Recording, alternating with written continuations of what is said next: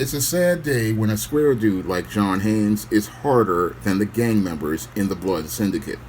Coming to paperback and e-readers, ISIS Legacy. The sorority secrets from the goddess next door are revealed in this all-new ISIS series adventure. Pre-order your copy of ISIS Legacy on Amazon.com today. Yesterday, Milestone Media released promotional images of the gang members who are going to be a part of its relaunched Blood Syndicate.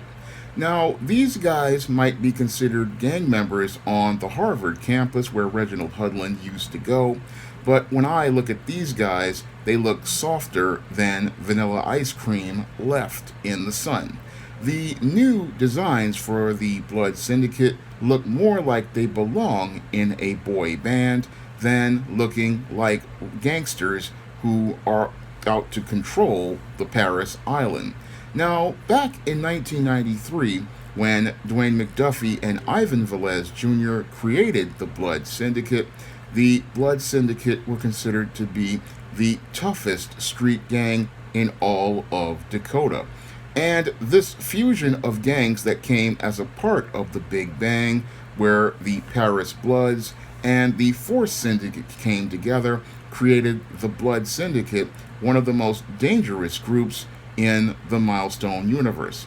Now, I don't know how these guys would be considered dangerous, but I guess they fit right within your Reginald Hudlin's beta male continuity. Now, we know that the Big Bang was revised in your new Milestone 2.0 universe not to have taken place at a major gang riot, but to take place at a BLM rally. And this change in continuity changes the entire story of the Blood Syndicate, and I'm guessing this is why we have these soft, gooey, cream-filled versions of the Blood Syndicate instead of the hard, assertive versions that we got in 1993. Now, when I look at these designs for this new and improved Blood Syndicate, I don't see anything that captures the spirit of the original concept created by Ivan Velez Jr. and Dwayne McDuffie. No, I don't see anything related to presenting these characters as they were originally portrayed by the original creators. No, I see a major deviation that practically changes these characters and completely changes their story. And even worse, I see how they have practically stripped all the diversity out of these characters who originally showed us a really rich picture of the entirety of a black community, because the original Blood Syndicate was filled with a multicultural cast, including Latinos, Afro-Latinos like Dominicans, and it also featured Asian members, and it also featured a white member. So the entire cast of the Blood Syndicate was extremely diverse, but when I look at these images of these characters, I don't really see any of that diversity as related to those images, and even worse, I don't really see the diversity of thought. Now, when I look at the image of Wise Son, I'm really disturbed by this whole image of this reimagined Wise Son, because not only does it really betray everything that the character was all about, he looks so soft, it's not even funny. Now, the original Wise Son was an older man who was a member of the Nation of Islam, and he was a father to 2 children.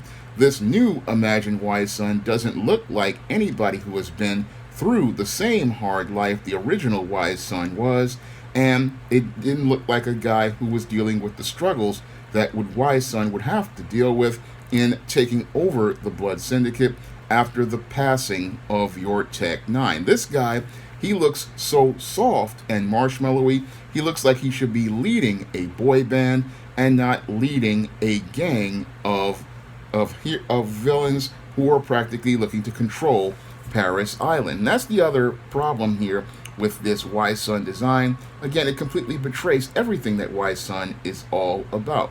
Now, this Tech 9 design is even worse than your wise son's design, because this one practically does not look like anybody who is dangerous. Now, the original Tech 9 in Blood Syndicate, he wasn't really there that long, but he was a very compelling character, and one of the things that made him stand out was the fact that he wore military-style tactical gear.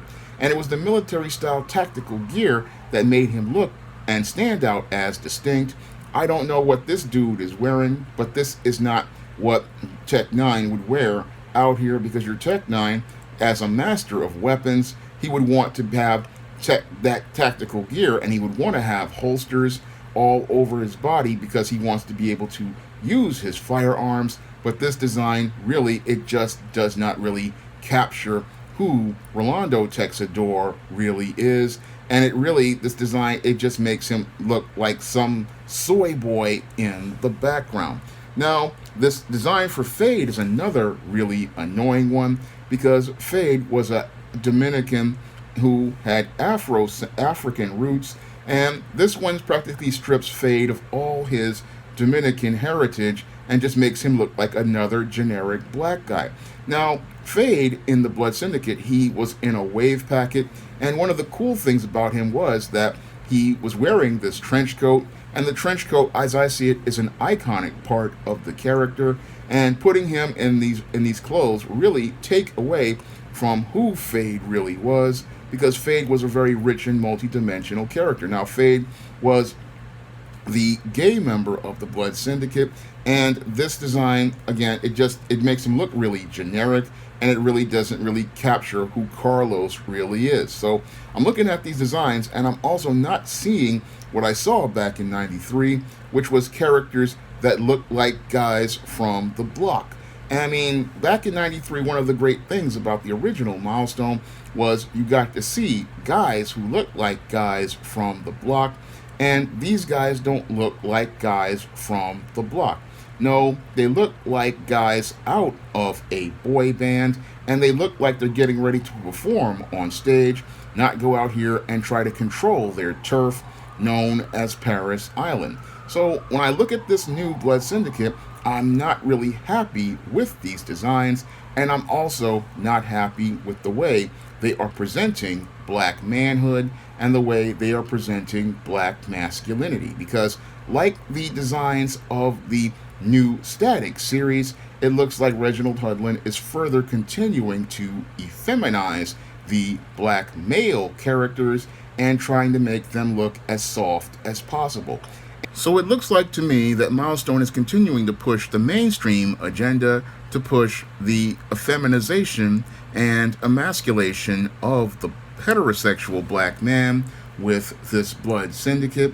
And it looks like to me that they're continuing to push this trend, and that's not something that I think would be appealing to readers, you going out here and continuing to effeminize the black male image, because that's something that most readers are not looking for when they're going to look for superheroes. I find when I'm going out here promoting books like the John Haynes series, guys want hard masculine images, and it's really embarrassing, as I see it, for a company like Milestone to go out here and say, oh, we're going to make this comic, The Blood Syndicate, about a gang, and the guys look softer than a square dude like a John Haynes that I produce on the SJS Direct imprint, and we're supposed to believe that these guys are so tough, but it's hard to believe that these guys are tough when they're looking all soft, gooey, and cream-filled like this. No, when guys look at this Blood Syndicate, they just don't see the type of hard, strong masculinity that make you think that these guys are actually dangerous. That was one of the key points that made the Blood Syndicate a very compelling comic, was the fact that we got to see these very strong and masculine characters and watching them protect their turf, which was Paris Island, and seeing all the conflicts that were outside and the conflicts that are inside the entire gang that was the Blood Syndicate. And that was one of the things people never really understood about the Blood Syndicate, was that it was a gang, but these guys don't look like any sort of gang. No, they look like just some soft, effeminate clowns.